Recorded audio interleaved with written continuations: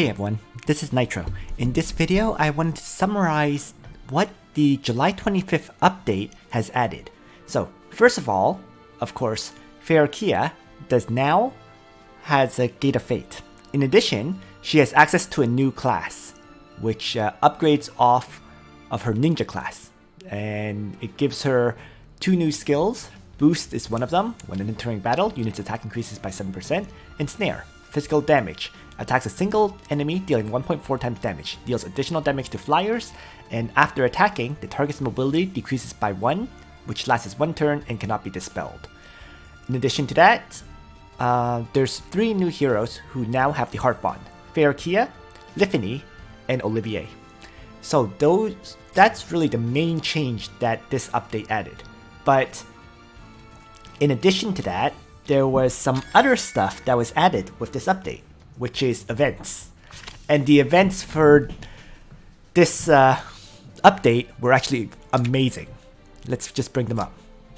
First, of course, there is 2 new skins, exclusive skins, which are temporarily. Star-Crossed Maidens. Tiaras gets a Jailbait skin. And Freya gets a Yukata skin, which I personally am not a huge fan of.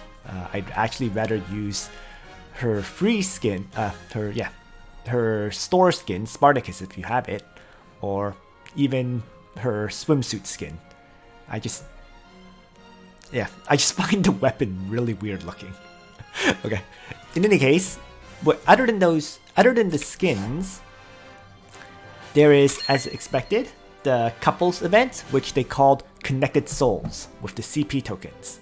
So, the way this works is this event actually lasts for 2 weeks. We were expecting it to last 1, but instead this one is running for 2 weeks. So that's a big bonus. And the way this event works is when you draw for an SSR hero, when you get any SSR hero, you'll get a love point or CP token.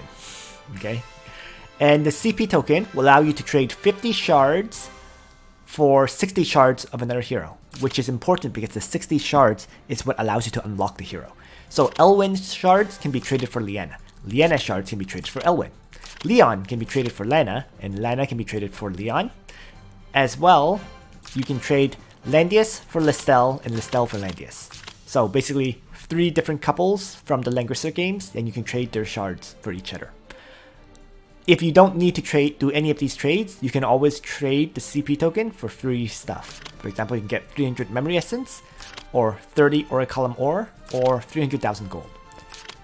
These things aren't great. It's more just, if you keep drawing on this banner, you can do something with those extra CP tokens. If you don't use the CP tokens, then they become useless after the event. So make use of them now. So, with that said, in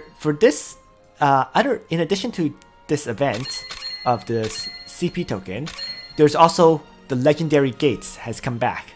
We get double the gates for these next 2 weeks. So you can do 18 Gate of Fate runs rather than the normal 9, which is amazing.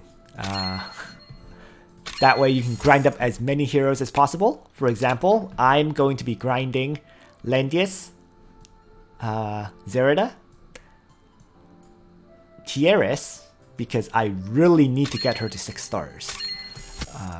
Top priority, absolute top priority. So I'm going to do 4 gates for her. And that's 10 runs right there, which doesn't leave me with very many runs left, does it? And then I guess there's 6. So, yeah. For the remaining 8, I'll probably use it to finish unlocking my Gates of Fate. Just finish off the remaining characters' gates so I don't have to do them in the future, right?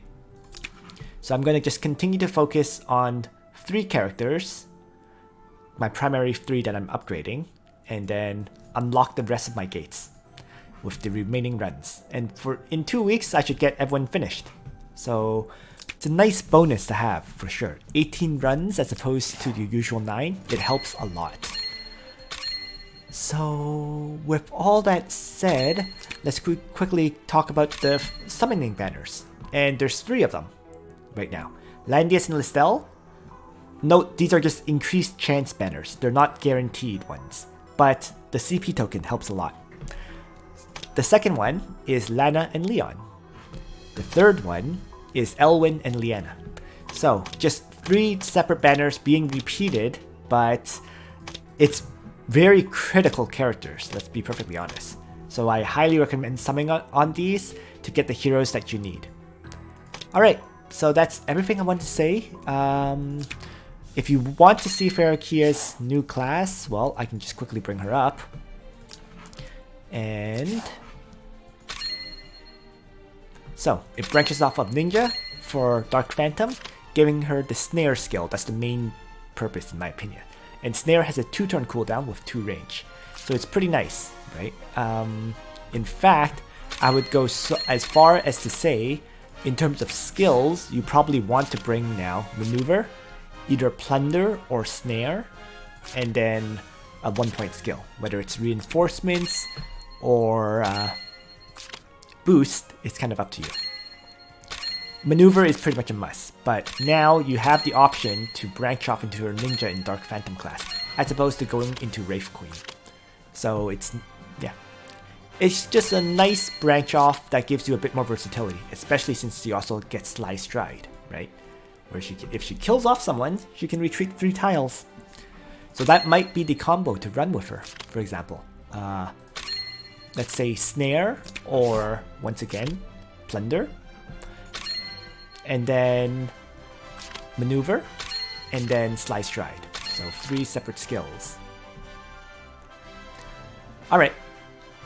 So with all that said, I think that pretty much covers everything about this update. So thanks for watching everyone. I hope you found all this information useful to you. Because as you all know, for some reason, Long Games does not like to put all their patch notes into a single location for you to easily find out all this information. Oh, one last thing I should mention, and this is something that was raised by one of my viewers. This was actually done with the previous update last week, I think, on the 18th. And it's about summoning. With regards to, let's say, Bozol. Let's say it's Bozol summoning an undead, okay? What has happened now is your summoning skills can only have 1 minion out on the map at a time. So you can't have, let's say, Bozol summon 3 or 4 Necromancers onto the field.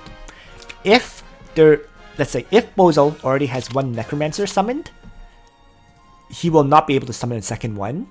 And even if the cooldown is, even if the cooldown has reached 0 and you can use the skill again, the skill will remain locked out until the summon, in this case the Necromancers, die off.